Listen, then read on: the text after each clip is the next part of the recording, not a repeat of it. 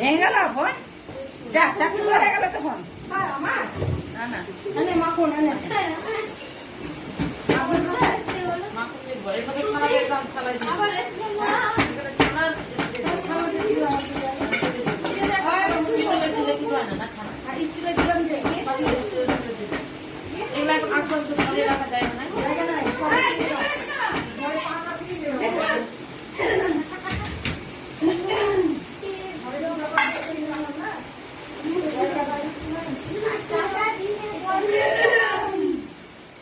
ওই যে ভোগের প্যাকেট একটা টুকরো এনে দিল না বাদি কোথায় রেখেছিস সেটা